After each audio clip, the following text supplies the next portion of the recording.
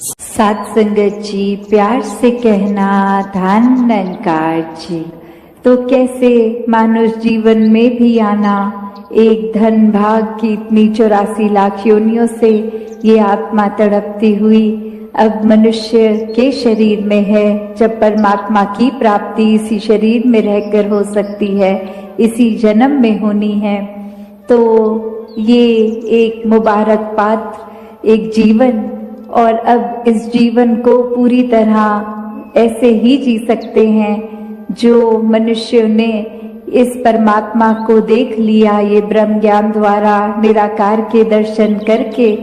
फिर जीवन में हर पल ज्ञान को जीना, इस निरंकार के एहसास में सेवा सुमिरन सत्संग करते हुए जीना,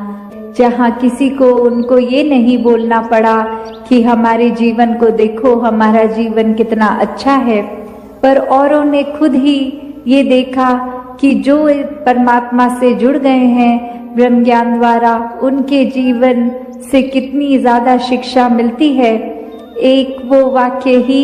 मनुष्य के सिर्फ शरीर में ही नहीं है, एक मनुष्य का असली जीवन जी रहे हैं, सारे मानवीय गुण उनमें हैं, दैवीय गुण उनमें हैं। वो फिर एक प्रेरणादायक इतने कि सिर्फ उनके जीवन को ही वो जी रहे हैं इस परमात्मा से जुड़कर, भक्ति में रहकर, और वहीं अन्य व्यक्ति भी उनके जीवन को देख रहे हैं और यही इच्छा आ रही है कि इनके जैसा ही जीवन हमारा भी हो जाए। तो ऐसा जीवन जीना कोई किताबी बातें नहीं है, या फिर कोई वो बात नहीं है कि पहले त्रेता में, सतयुग में, द्वापर में ही ऐसे जीवन जिए गए। अभी अगर आज के दौर में भी देखें तो ऐसा जीवन भक्त आज भी जीते हैं, जो चाहे रहते तो इस संसार में ही हैं और संसार को त्याग के भक्ति नहीं करते। इस संसार में, इसी घर गृहस्थी में, धन दौलत एक रूप जो भी हो, चाहे वो रोजगार बड़ा हो छोटा हो, उसी रूप में रह के परमात्मा का धन्यवाद भी जहाँ करते हैं, वही एक परमात्मा के आश्रय अपने जीवन को हर पल चलाते हैं कि जो परमात्मा ने जिया उसी में शुक्राना, ये परमात्मा का धन्यवाद। तो कैसे अपने जीवन को हर कोई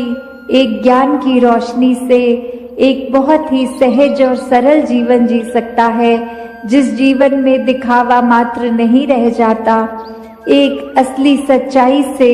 इस परमात्मा से जुड़कर जीवन में खुद भी एक अपने रोशनी ही करा जा सकता है। फिर वो मन का ठहराव अपने आप आ जाता है। तो भाव वही कि संत जो होते हैं उनको फिर एक दुनियावी माहौल कैसा भी हो, एक आरामदायक हो ना हो, फिर भी एक संत तो उस दुनियावी माहौल में रहते हुए भी उस दुनियावी माहौल से ऊपर ही रहते हैं, एक आनंद की अवस्था में, हर स्थिति में खुद को एडजस्ट करते हुए कि एक जहाँ स्थिति जो है उसको अगर वो सही भी करनी है तो उसमें प्रयत्न करना है, एक अपने दुनियावी रूप में अचीवमेंट सपने बनाकर उस तरफ चलना है। पर अगर परमात्मा को मंजूर नहीं और वो एक कार्य उस तरह से ना हो जैसा सोच रखा है, तो भी एक परमात्मा को कोसते नहीं है भक्त, एक परमात्मा को शुक्राने भाव से यही मन के भाव रखते हैं कि इसी में ही भलाई होगी, इसलिए ये कार्य हम जैसे चाहते थे वैसे नहीं हो पाया। तो कैसे अपने जीवन को भक्तों ने हर समय इस परमात्मा के ही आसपास केंद्रित रखा कि एक दुनिया में हर दिन कैसा भी समय आ सकता है, पर ये परमात्मा ही है जिसके आश्रय एक अच्छा और बुरा समय दोनों ही आराम से कट जाते हैं,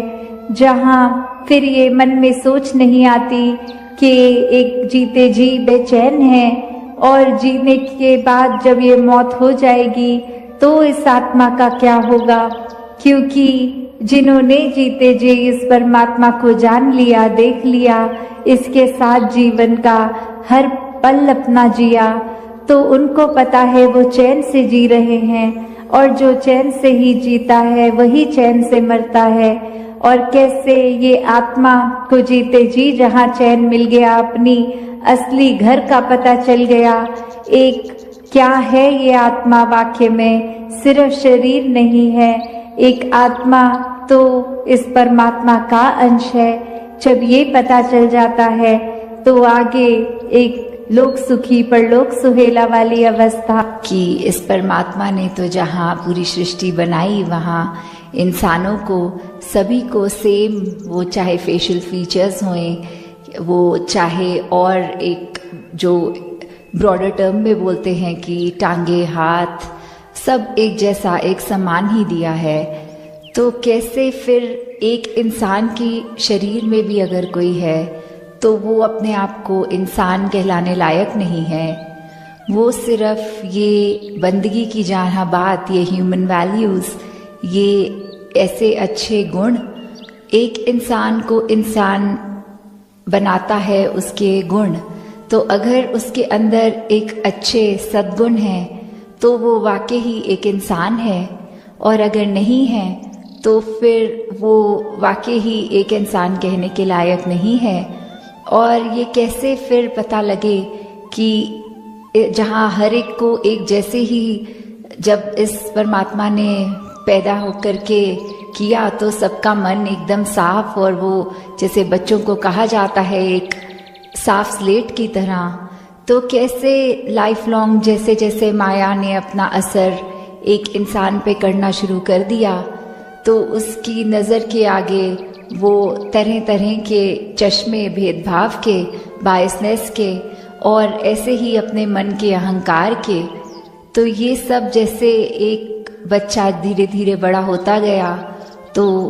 उसने अपने अंदर जब बिल्कुल ही मानवीय गुणों को तज दिया तो फिर एक उसने अपनी बंदगी खो दी, एक जो उसकी प्योरिटी थी, एक डिविनिटी। जैसे एक किसी को देखते हैं और बोलते हैं कि इसका चेहरा देखो एकदम नूर टपक रहा है, तो कैसे वो जो एक होती है इनोसेंस, वो धीरे धीरे सिर्फ देखने के लिए नहीं पर एक कैरेक्टर से जब लूज हो जाती है तो फिर वही है कि बंदे विच बंदगी दा घाटा, कि इंसान है तो सच्चे इंसान मानवीय गुणों को अपनाकर ही बन पाएंगे। इस परमात्मा का एहसास, इस निरंकार, इससे जुड़कर ही ये मानवीय गुण हमेशा हमारे अंदर रह पाएंगे। वो गुणों को हमें एक अपने आप को याद नहीं कराना पड़ेगा, बट एक ऑटो पायलट मोड पे हमारा एक पल पल का नेचर ऐसा बन जाएगा कि सिर्फ और सिर्फ हम इस संसार में अच्छे ही गुणों को चुनेंगे, लोगों के अंदर कमियां नहीं देखेंगे, उनकी सिर्फ अच्छाई देखेंगे, अपना दिल को इतना विशाल कर पाएंगे। हम कैसे फिर अपने आप में ही एक जिस रूप में परमात्मा ने हमें बनाया, God made man in his own image, तो कैसे वही इमेज को हम अपना पल पल एक संवारने के लिए ही उस पे काम कर सकते हैं। तो कैसे हमने अपने इस इंसानी जामे में आने के बाद इंसान ही बनना है, पशु नहीं बनते जाना, अपनी फितरत को एक we need to stay true to our nature, जो इस परमात्मा ने जैसा बनाया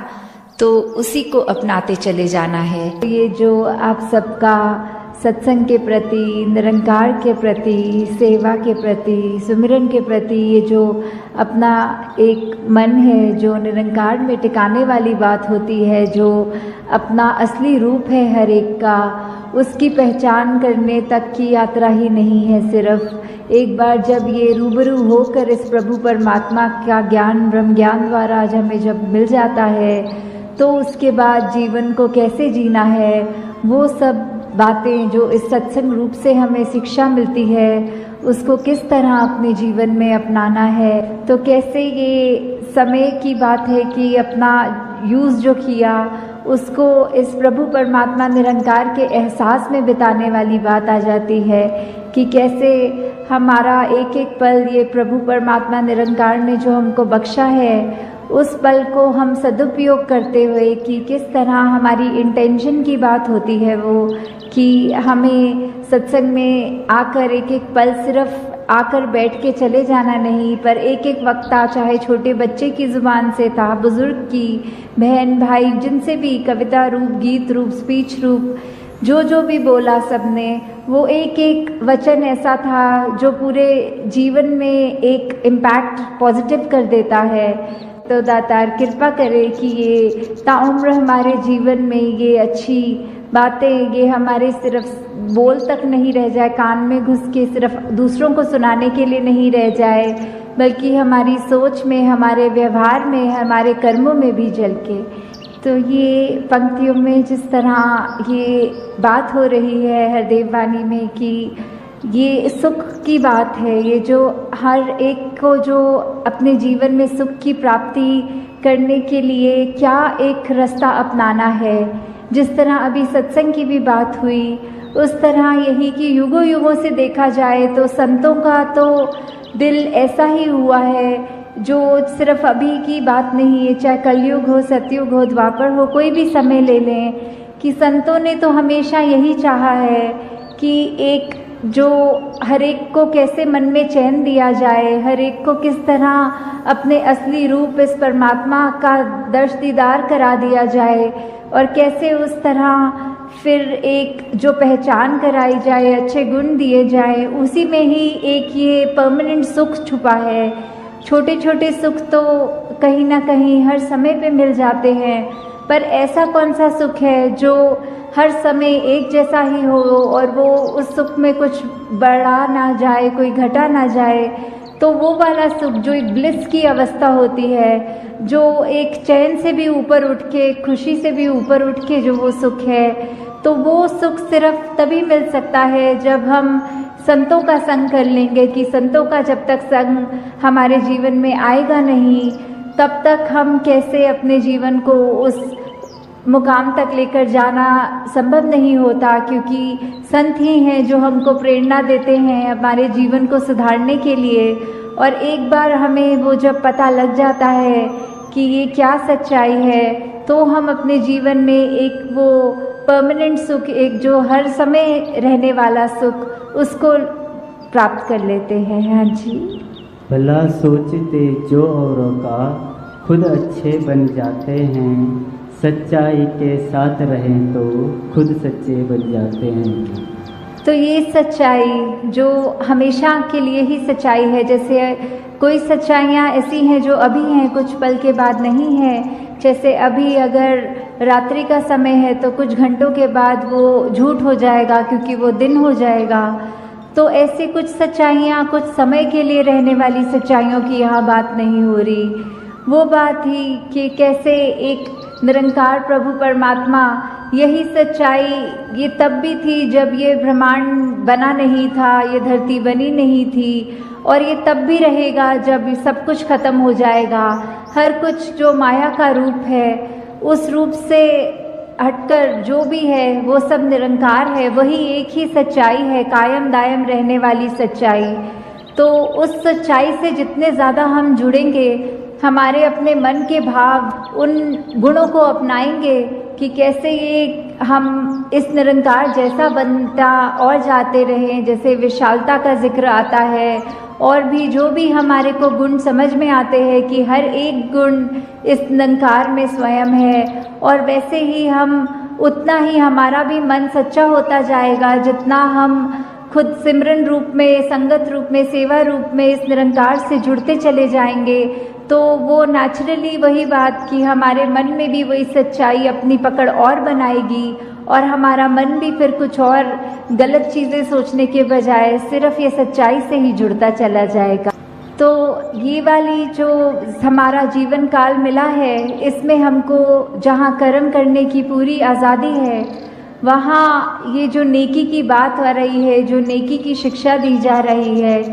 कि हमने अगर ये अब सच्चाई को जान भी लिया, तो उसके बाद भी हमारा जीवन कैसे होना चाहिए, हमारे मन के भावों से ही ये बात शुरू होती है।